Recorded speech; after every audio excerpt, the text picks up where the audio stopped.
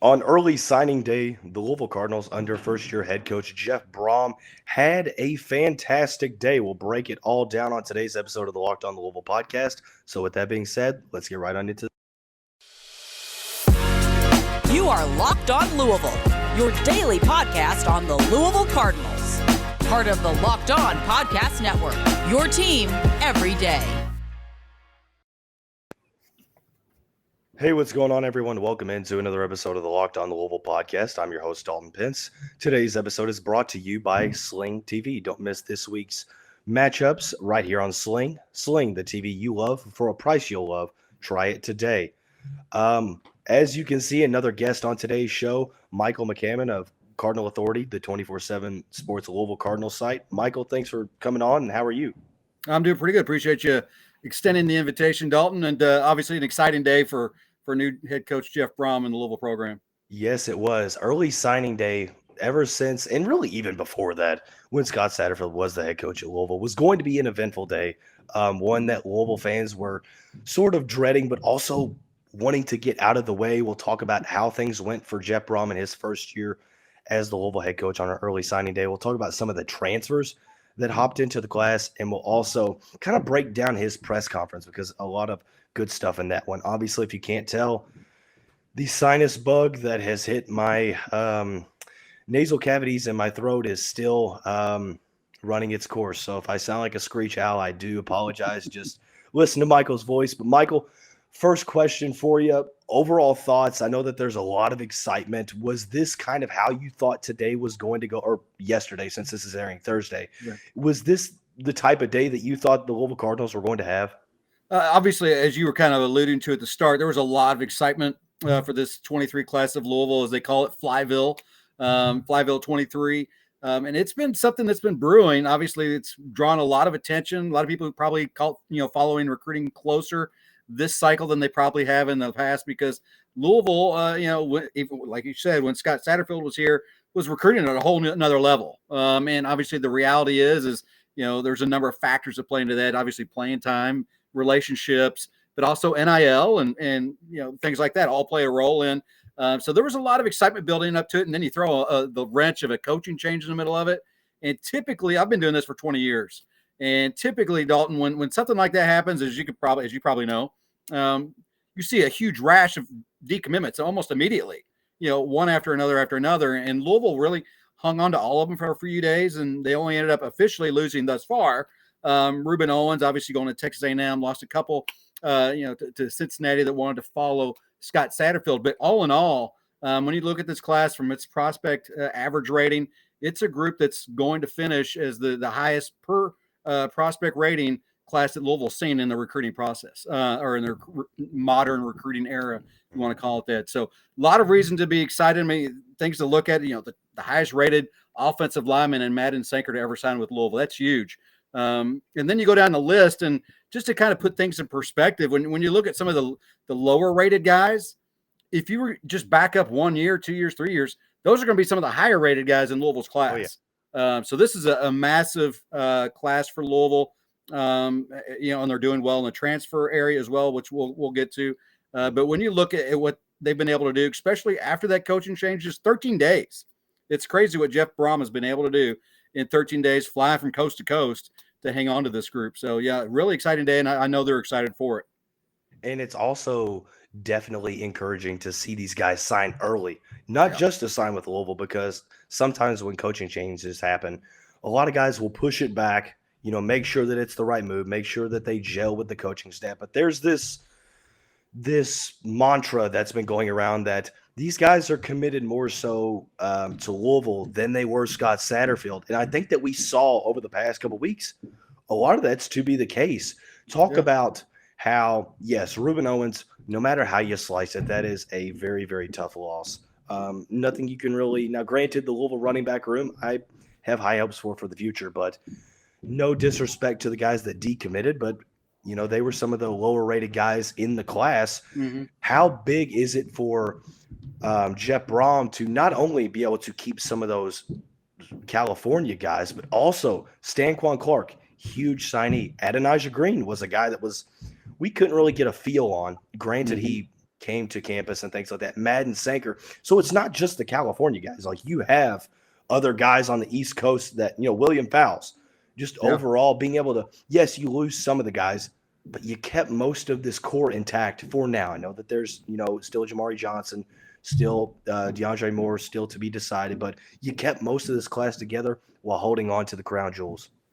Yeah, I mean, and to me, that's one of the more impressive things here, because it had been real easy for some of these guys to go elsewhere. We saw with Ruben Owens, and and when you're talking about in the NIL world, especially the top end of that class, they could easily probably go out and find some other bidders and try to find a place where they didn't have a coaching change, but these guys bought in, and certainly NIL plays a part in that. But I thought it was quite impressive.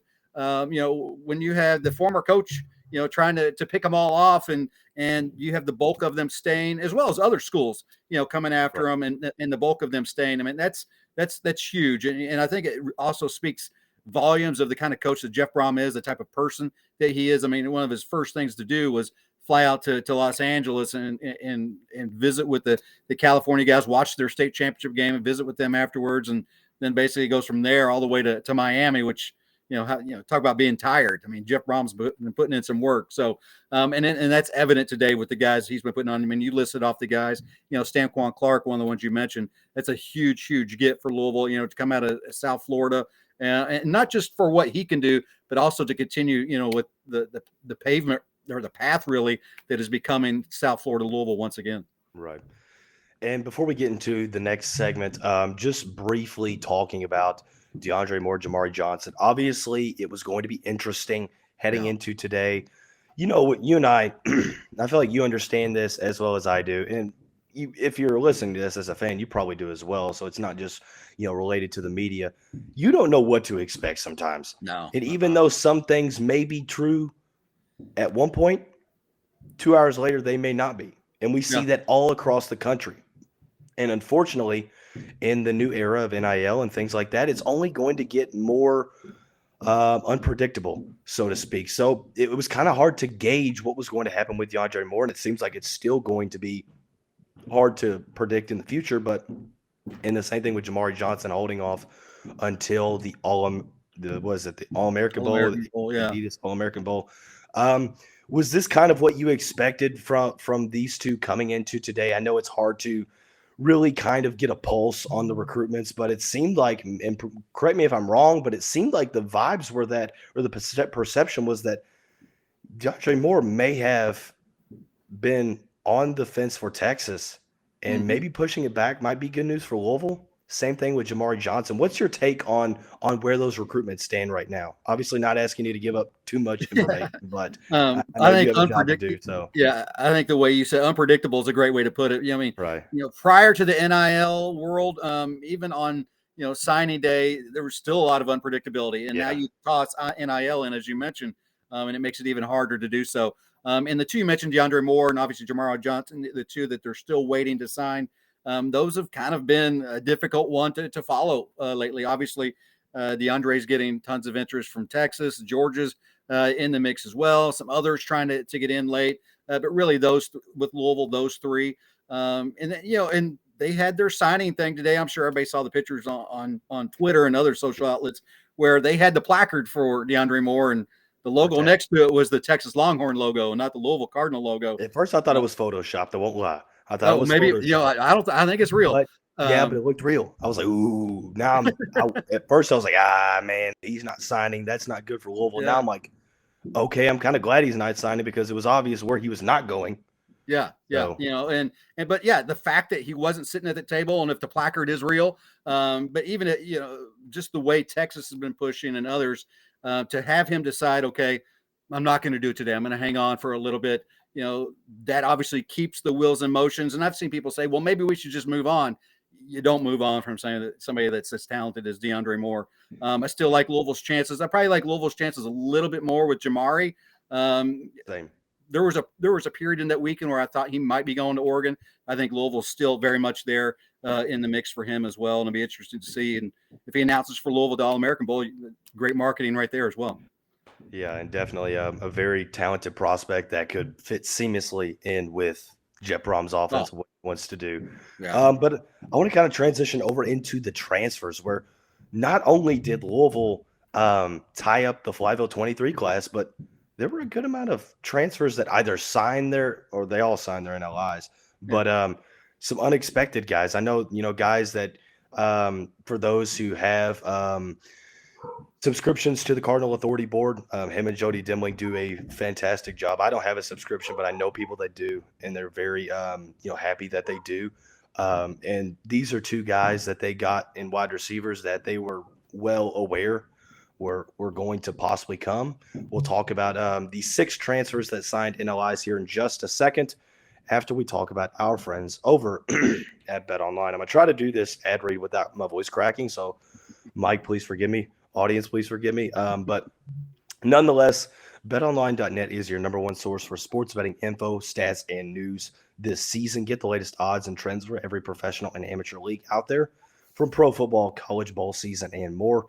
If you love sports podcasts, you can even find those at BetOnline as well. We're always the fastest and easiest way to get your betting info. Head to the website today or use your mobile device to learn more. BetOnline, where the game starts.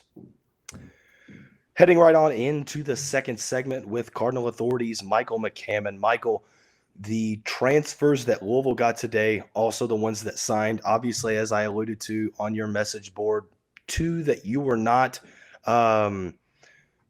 caught off guard with. The 2 wide receiver transfers they got were Jimmy Calloway from Tennessee, Jadon Thompson from Cincinnati. Just very briefly, what do both of these guys collectively bring to a wide receiver core that, frankly, just needs bodies at this point? Yeah, it does. It needs bodies, and and when you can get them out of the transfer portal, obviously you're going to add the little nugget of they've got experience as well. Jimmy Calloway, I think it's still to be determined what we'll see from him. Highly rated guy coming out of high school, obviously a 4-star, top 247 kind of kid. Didn't really get too much of a look at Tennessee. Had some issues where some suspension and things like that. They kind of held him off the field a little bit. So I'm kind of curious to see how he puts that kind of stuff behind him, and as he gets kind of a new start with Louisville and Jeff Brohm. And we know obviously wide receivers can do quite well under Jeff Brohm. I mean, if you're a receiver, why wouldn't you want to play for Louisville when you look at guys like Rondale Moore, David Bell, and the list goes on, what he did up at Purdue. Really looking forward to Jadon Thompson. He's a guy that when you look at his numbers, he's obviously produced on the field for Cincinnati when he was up there, and he's got great experience. So I think when you bring somebody in like that, you're not only bolstering your wide receiver room, but that experience really speaks volumes, and it allows them to continue to go out and look for maybe one more in the portal. Obviously, we were talking about DeAndre Moore earlier. There's a potential to potentially add him to the depth chart in the wide receiver room, which would obviously be huge, but certainly an area that needed focus and is going to continue to get focus as they move forward. Obviously, there's still another signing day in February, the final signing day. The transfer portal still open. It's probably going to see another flood once all the bowl games are over. So I wouldn't be surprised if they continue to look at some wide receivers in the transfer portal to continue to bolster that room. The first 6 commitments for Jeff Brohm as the head coach of Louisville were all on the defensive side of the football. 4 of those being transfers to defensive linemen, to defensive backs. Obviously, bringing home Stephen Herron, Devin Neal from the Lexington area, he's back. But it was very interesting that they got a guy like Myles Slusher, who started at Arkansas last year and was one of the bright spots on a Razorback secondary that just wasn't really all that good. Texted a friend of mine who is close with the program in Arkansas, and essentially what he said was very big loss for the Razorbacks. He's going to make a immediate impact for Louisville. Is that kind of the vibe you're getting? And talk about, was it pure coincidence, just timing aspect, that most of the beginning commitments for Jeff Brohm were defensive, or do you think it was something that he saw as like, okay, yeah, I've got to make some changes here? Yeah, I think it's a mixture of things. Obviously they're going to be changing some schemes a little bit, going from a 3-4 to probably a 4-2-5, something like that, as they did at Purdue, if I can speak clearly here. So obviously they need to even further enhance that defensive line, especially losing a couple of guys like Yaya Diaby to graduation. So they needed to bolster that area as well. So I thought they did a great job, and we'll continue to look for more along the line. And then the secondary, certainly need to always add some bodies. Louisville, that's an area that has struggled for the Cardinals. Got a little bit better as the season went on, but when you can add guys like Myles, Slusher, and Devin, Neal to that secondary, I think you're doing great things. And then, the guys that he brought in, you mentioned Stephen Herron.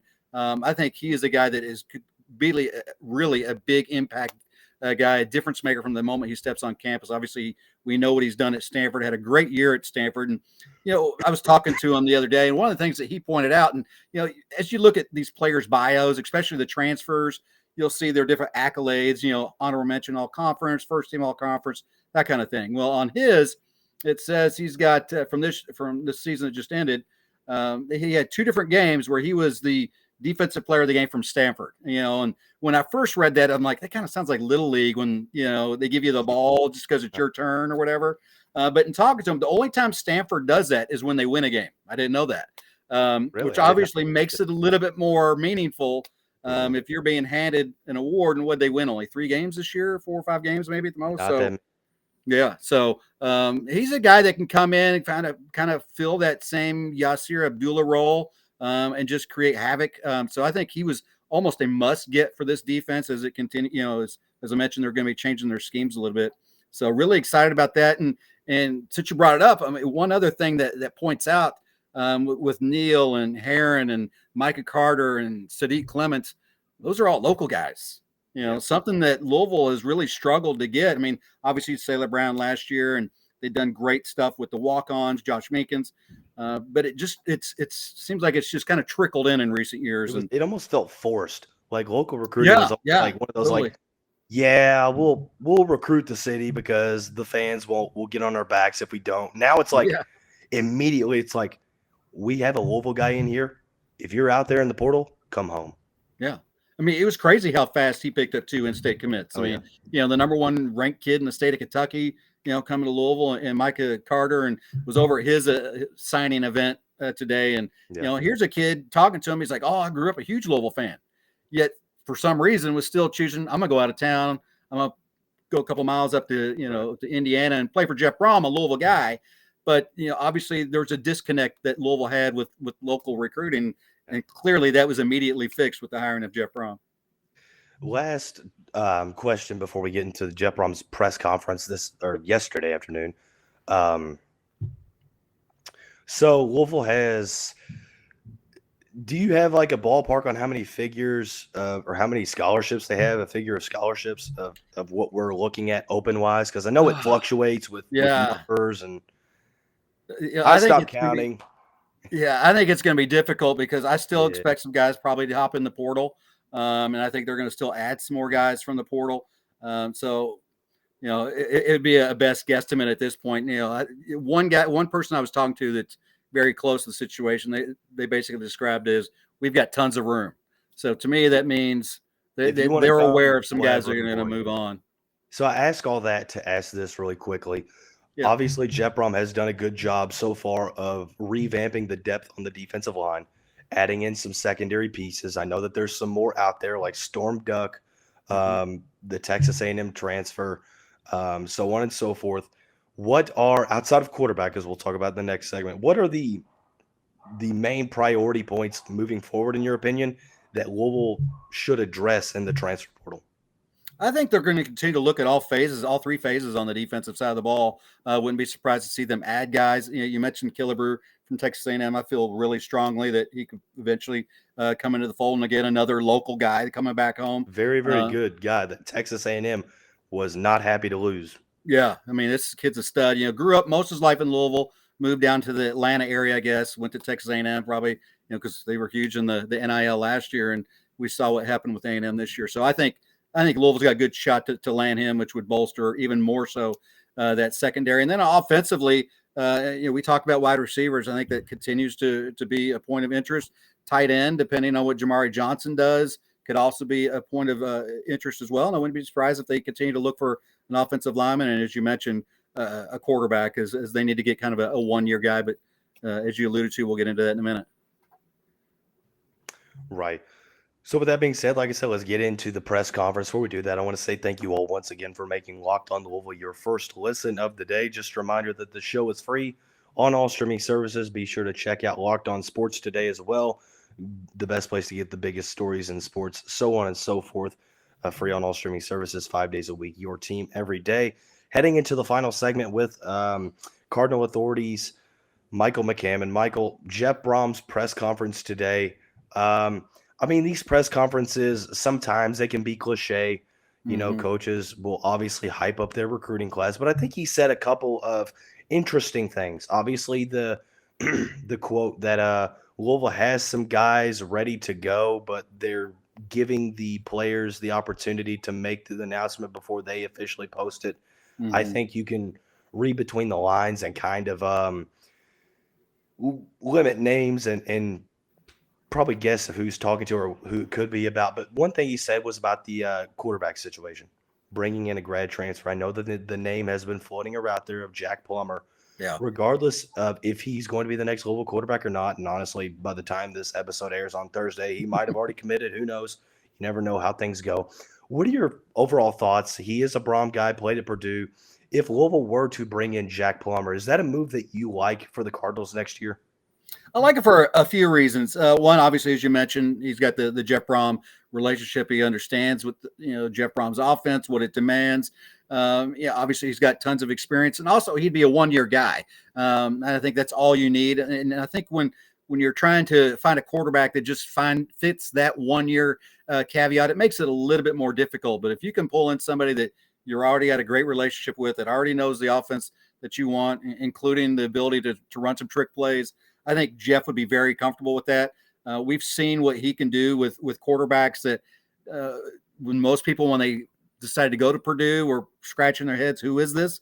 And then like David Blau, he ends up in the NFL, and what he did with Aiden O'Connell is impressive. And, so I'm comfortable with whoever Jeff decides he wants to put at quarterback. And I really like the idea that he could potentially find a one-year guy that is completely comfortable with him as a head coach, already has a multi-year relationship, and already understands what he's going to be asked to do offensively. And it's something like that is going to allow like Pierce to come in and tutor from a guy that's not just a one-year loaner, but a one-year loaner that understands all the schematics, the terminology and everything. And it's, to me, I think it'd be a great way to learn an offense from a quarterback like that.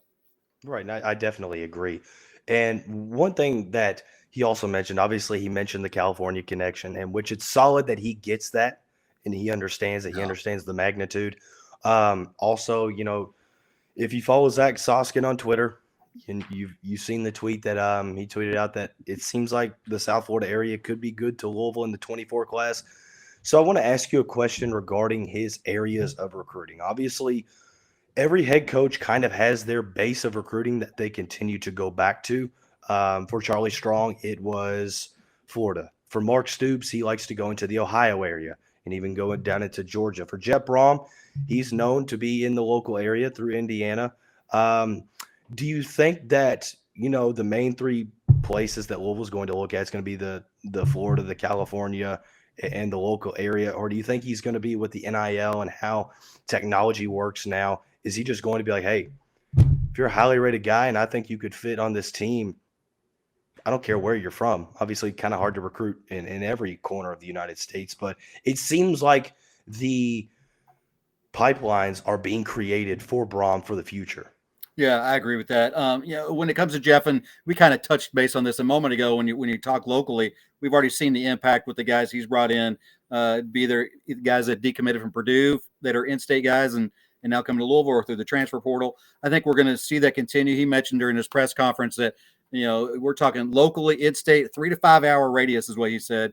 They're not going to leave any stone unturned. So if they find somebody in that 3 to 5 hours, which obviously reaches down to Tennessee, all the way to Missouri and Illinois, Ohio, Indiana, then they're going to try and bring it to Louisville. But with that said, he did stress how important Florida is to him.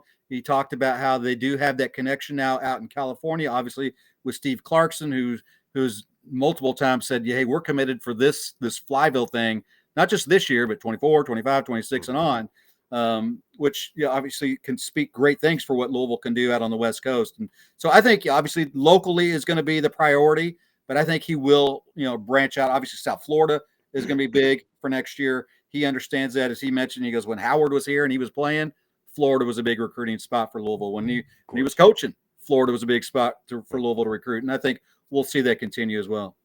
Last question I got for you, Michael. This Sure. is kind of a basis of last weekend. Last weekend seemed like up until like Sunday, we never got like a full list because somebody was always like, "Oh, hey, this guy's in Louisville. Look, check his Instagram story out. He's at the Muhammad Ali Museum." Yeah. And that happened like multiple times. I'm like, I've never seen anything like Yeah, this. that was crazy. Yeah. And for talk about just the magnitude of a weekend like this, you're talking about a first-year head coach, a week on the job, and is able to get the majority of your commits in town, the guys that are considering you, and a multitude of transfers, and you got those guys to commit. How big is a weekend like that, and how much does that speak to? I feel like Brohm just gets it. Yeah. I mean, we're talking about a couple of dozen guys coming into town on the last day that you can visit someplace, and to do that, we were talking earlier how he was out of California, he was down in Florida, and the next thing you know, they're putting together this huge visit weekend, which, as you mentioned, it seemed like, you could be on social media and I didn't know this guy was in town. I mean, it was just kind of so whirlwind how quickly they put this together. And I was talking to somebody earlier down at the press conference before it started. That weekend was kind of a big flex for Jeff Brohm. I mean, here he is, leaving a school. He's got 13 days till signing day. You've got Scott Satterfield, Cincinnati, trying to come pluck everybody off. You've got Texas and Miami. I mean, you name it. Schools coming from all over trying to get some of these guys. And not only is he able to hang on to most of them, he's bringing in a bunch of other big names as well, And so to me, I thought it was a huge flex for him to be able to do that within his first 2 weeks. At that point, almost a week or so, on the job at Louisville. So to be able to do that, I think really speaks volumes of what he's trying to do at Louisville, how people feel about Jeff Brohm and what he can do with Louisville. I mean, it's such a unique, situation. I mean, when we talk about Jeff, I mean, this is a guy that seems like the whole town knows who he is.